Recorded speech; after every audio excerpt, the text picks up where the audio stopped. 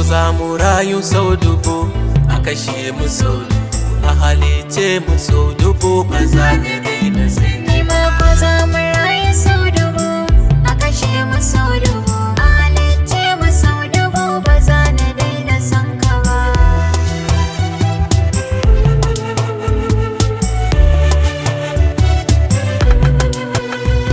Da sanki aka cuɗan halitta ta, ya fasa bargo da jiki fata ta. In har zan rayu sanki zan wa bauta, duk wanda ya sanni ya sanki kanwata. Tafiya kawai nake jiki zuma yake, bukata ta ƙarshe kawai a bani ke, ni kawai a bani ke. Raina da zuciyata kewar ka suke, sanda baka nan firgici nake. Da na ji sautin muryar ka rairawa yake, na kasa ɓoye kai kamar a aljanna nake. Da za na rayu sau dubu, a kashe ni sau dubu, a halicce ni sau dubu, ba za na daina son ka ba.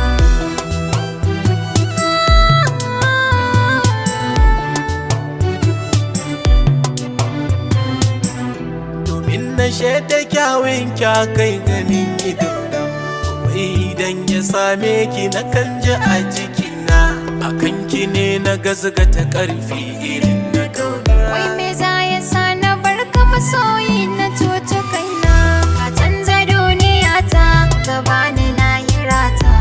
Zarar an ya auren mu zan ɗage ƙafata.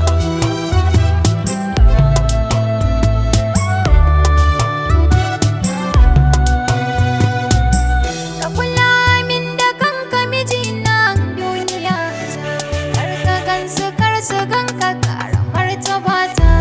Wata ta maza sanar da ita kana da mata, layin ni a kanka sai na ba da lafiyata. A cikin ta duniya ta sarauniya kike, duk macen da ba ke ba baiwar ki take. In za na rayu sau dubu, a kashe ni sau dubu, a halice ni sau dubu, ba za na daina san ki Ni ma ko za mu rayu sau